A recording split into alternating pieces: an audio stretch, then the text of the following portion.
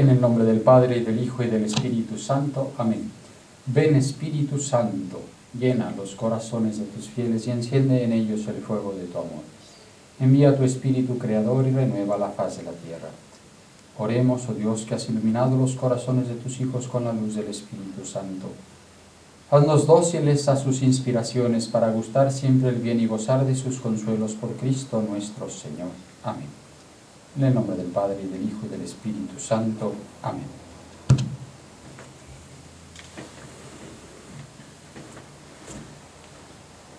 Damos inicio a la segunda meditación de nuestro retiro. Volvemos nuevamente a recogernos para ponernos en la presencia de Dios, abrir nuestro corazón a su acción, facilitarle a Dios nuestro Señor, al Espíritu Santo, la acción de santificación que tiene pensado para nosotros. Estamos ya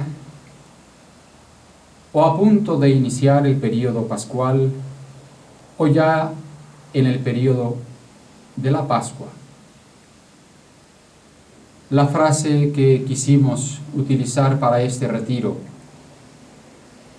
y que dividimos en estas dos meditaciones decía: arrepiéntete y cree en el Evangelio. Queridos hermanos, esta segunda parte es esencial en nuestra vida cristiana. Pero como les decía, si el corazón no se prepara para recibir el gran regalo del amor de Dios, de nada nos sirve. Ahora bien, por más que queramos nosotros avanzar en el camino del arrepentimiento, si no llegamos a la realidad de la fe, tampoco tiene ningún valor. Ambas realidades, la preparación del corazón y el llegar al encuentro que sostiene nuestra vida, es una sola realidad. Arrepiéntete y cree en el Evangelio. En realidad, queridos hermanos, no es que se nos invite a creer en un libro o en una serie de hechos realizados hace 20 siglos por un hombre maravilloso al que llamamos Cristo Jesús. No es esa la invitación. Nos equivocamos si creemos que nuestra fe se reduce solamente a unos hechos maravillosos. El Evangelio se refiere a una buena noticia, a una noticia maravillosa, Evangelion, buena noticia. Y esa buena noticia es la que da sentido, es la que sostiene nuestra vida y es a lo que llamamos nosotros fe. ¿Cuántos hay que equivocan esta realidad? ¿A cuántas personas me toca escuchar que dicen: Padre, ya no sé si creo? Y cuando uno empieza a profundizar un poco más en la realidad de esta fe que ha venido a menos, se da cuenta que en realidad hay una confusión sobre la fe. La fe no es una respuesta para todos nuestros interrogantes, aunque les da sentido, aunque les da claridad, aunque les da proyección. La fe tampoco es una solución a todos nuestros problemas. A pesar de tener fe, seguiremos trabajando en este mundo en medio de la dificultad, en medio del dolor. Tampoco es la explicación de lo inexplicable. ¿Por qué se murió si era tan pequeño, tan pequeña? ¿Por qué tuvo que sufrir tanto? ¿Por qué no ha encontrado trabajo si tiene tantos hijos? Como les digo, queridos hermanos, muchas veces podemos creer que nuestra fe se tambalea porque no hemos entendido la realidad de la fe. Para muchos quizás también la fe es una baratija que quizás conseguimos a menor o mayor precio en un mercadillo de fin de semana. Como un collar que me puedo poner y quitar quizás en la caja fuerte para usarlo en otra ocasión. La fe no es intermitente.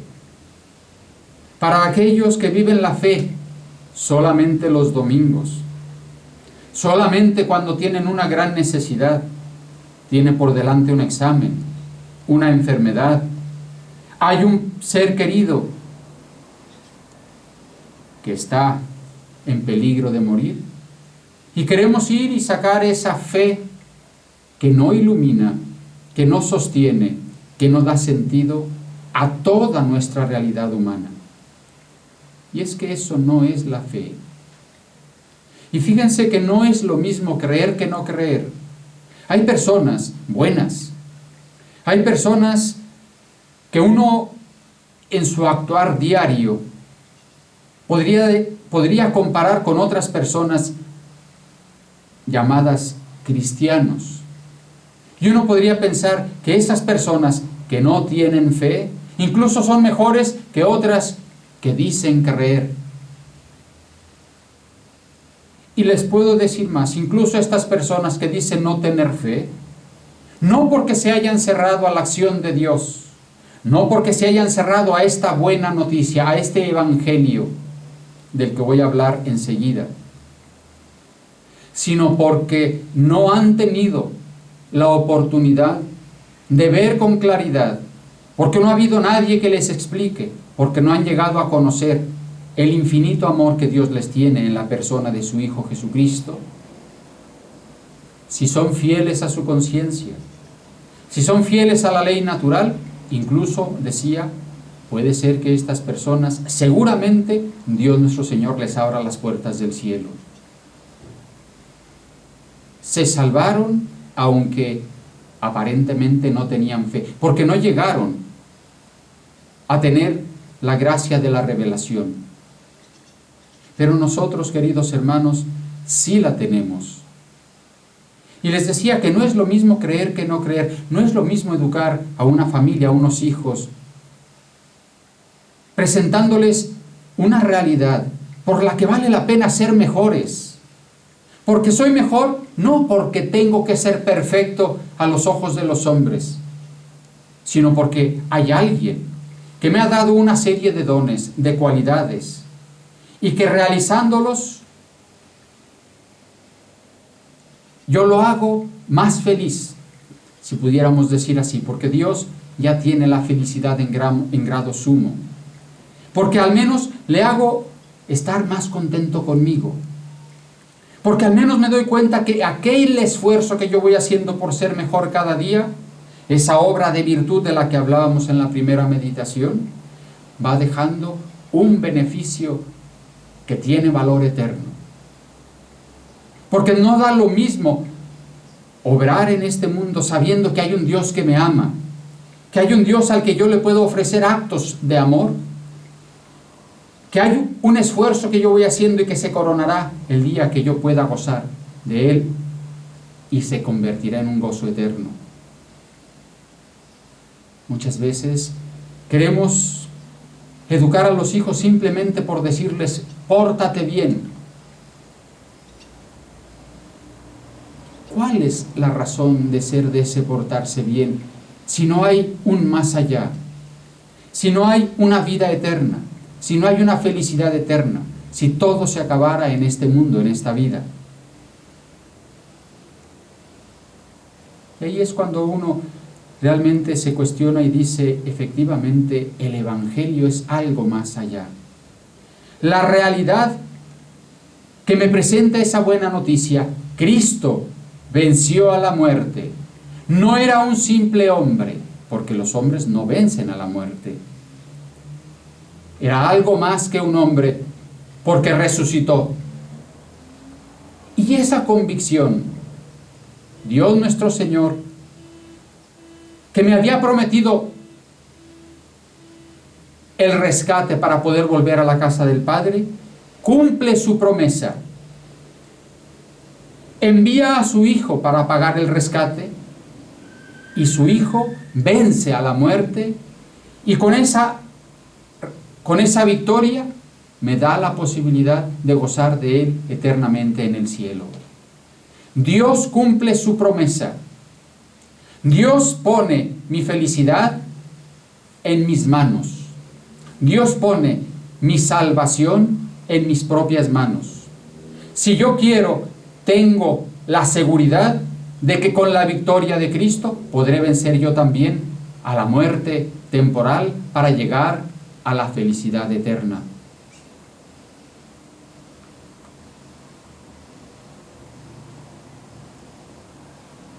Buena noticia. Eso fue lo que hizo el gran cambio en la vida de los discípulos.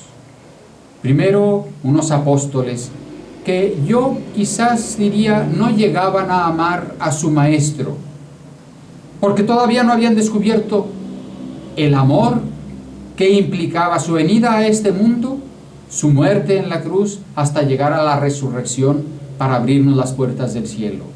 Era su rabí, era su maestro, un ser muy querido, pero no llegaba a ser el ser por el que fueran capaces de dar la vida. Y esto lo demostraron en el momento en que en Getsemaní lo dejan solo.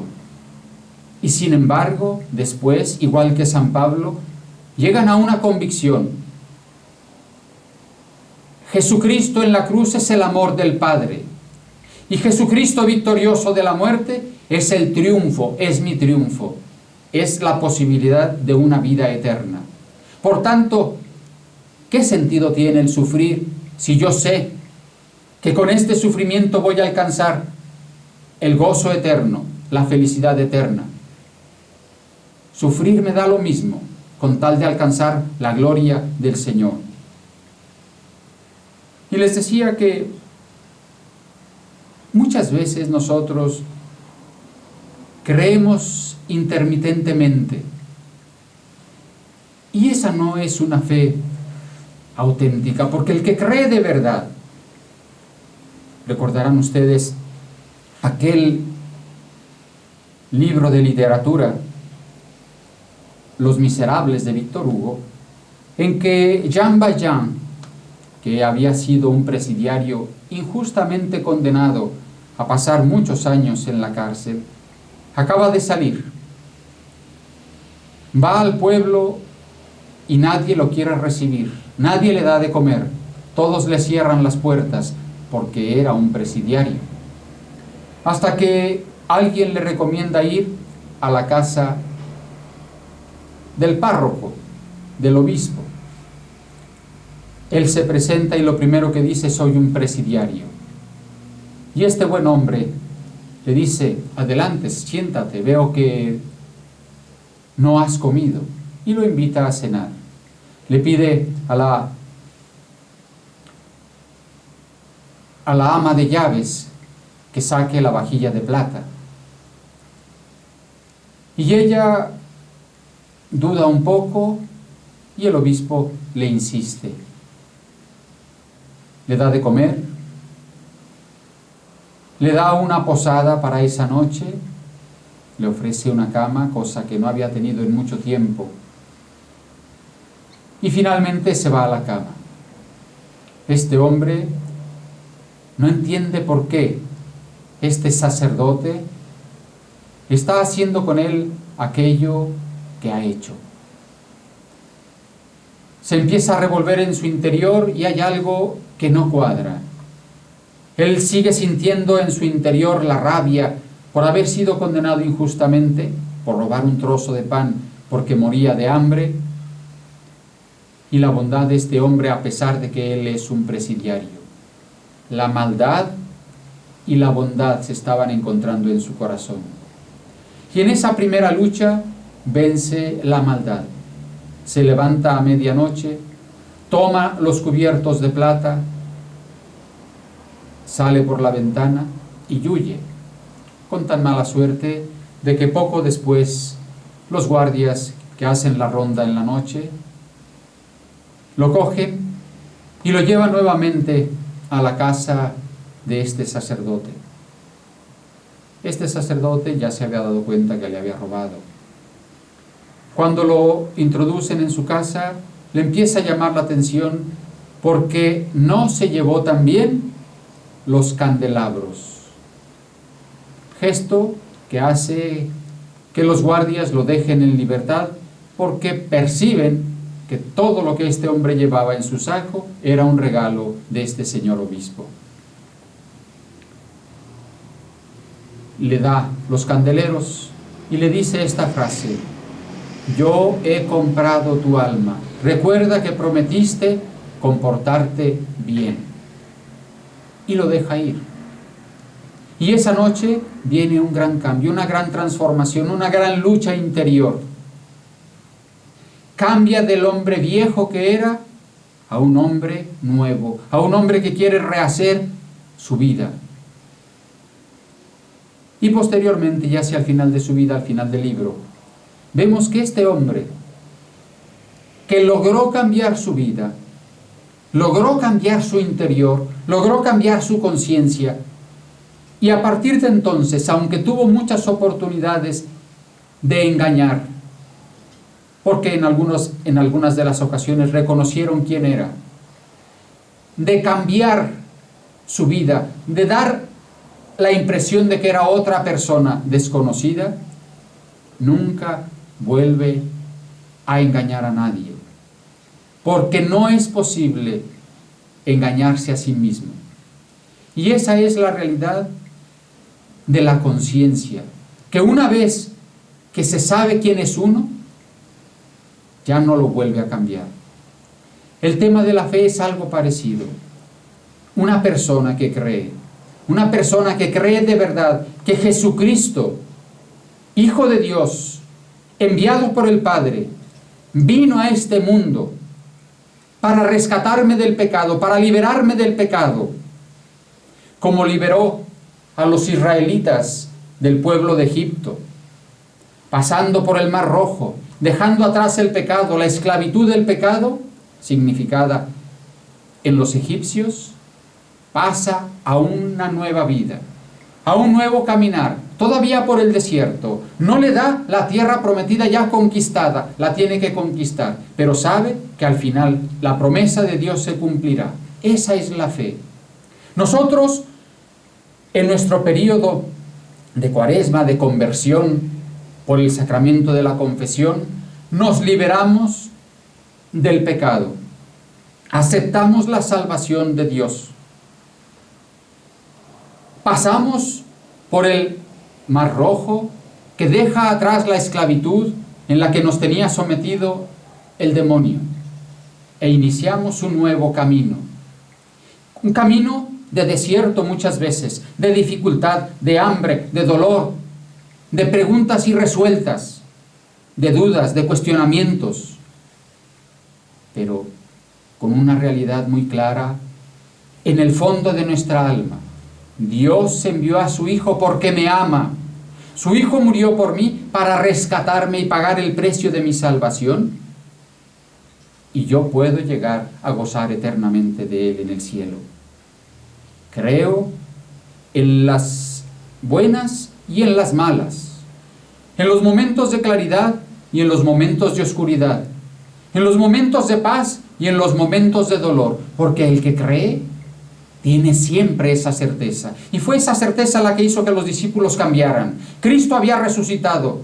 No le tenían miedo ya a los judíos que les perseguían, a los soldados, a la gente que les podría traicionar. Estaban convencidos, y esa buena noticia la tenían que conocer muchos más. Por eso fueron intrépidos apóstoles, predicadores del Evangelio, de la buena noticia de la salvación de Dios. Queridos hermanos, pidámosle a Dios nuestro Señor esta gracia de llegar a creer no en un libro, no en una fe intermitente, no en una fe de domingo, No en una fe comprada como baratija, que uso cuando me conviene, sino en una fe que sostiene mi vida, una fe que sostiene mi esperanza, una fe que me lleva a mirar con ojos de trascendencia y a darle sentido y valor a todo lo que yo voy haciendo en mi vida en este mundo. Dios nuestro Señor va poniendo pruebas para probar nuestra fe, para aquilatar nuestra fe, para aquilatar nuestro amor, para lograr en nosotros cada día mayor adhesión. Por eso la conversión del corazón, decíamos, es necesaria para llegar al don de la fe. Y el don de la fe, en el sentido del amor de Dios, es un don del Espíritu Santo. Un don, decíamos en la meditación anterior, que la virtud de la templanza nos ayuda, nos prepara para el don del Espíritu Santo que llamamos temor de Dios, pero no un temor servil, no un temor de quien sufre por encontrarse un día con Dios para rendirle cuentas. No, el temor como don del Espíritu Santo y por tanto como esa barca con velas ahora que siente el impulso del Espíritu Santo que le lleva al camino de la santidad, es un don muy diferente, es un temor muy diferente. Se convierte, porque brota del amor, en el temor de perder a Dios, en el temor de perder mínimamente la posibilidad de llegar a gozar de Él eternamente, de llegar a vivir, de llegar a abrazar a Dios, razón de ser de mi vida, razón de ser de mi creación, eternamente. Yo creo que ninguno de ustedes que tenga un hijo y que estuviera cerca de la playa, le dejaría ir a nadar a la orilla de la playa cuando acaban de dar un aviso de tsunami. No se sabe todavía con certeza si viene o no, pero han dado el aviso por seguridad. Es tanto el amor que le tienen ustedes a su hijo, a su hija, que no le dirían, ve 5 minutos y después regresas para irnos a la montaña y buscar un lugar seguro. Estoy seguro que desde ese primer momento no solamente le dirían no bajes, sino lo tomarían en brazos y se pondrían en camino a la montaña hasta encontrar un lugar seguro donde el tsunami, ningún tsunami los pudiera alcanzar. Ese es el amor que tienen como padre, como madre por su hijo. Debería de ser esa nuestra actitud también en este campo del amor a Dios, en este campo del cuidado de la propia fe. Tener el cuidado de que no pueda aceptar en mi vida cualquier pequeño detalle que pueda poner en peligro mi fe. Es decir, esa seguridad de que Dios me ama y que Dios me da la posibilidad de gozar de Él eternamente. Ninguna posibilidad de poner en peligro el amor que Dios me tiene y que yo le tengo. Que Dios se pudiera sentir triste, ofendido, lastimado por cualquier cosa que yo hiciera y que le pudiera alejar de mí. Ese es el temor de Dios. Ese es el don del Espíritu Santo que me lleva a cuidar toda mi vida y a vivir toda mi vida tratando de agradar a Dios. Esa es la fe. Es un Dios que me ama, al que yo quiero agradar, porque no puedo imaginar que un día pudiera llegar a perderlo y perder mi felicidad eterna, que es encontrarme con Él. Pidámosle a Dios nuestro Señor que aumente nuestra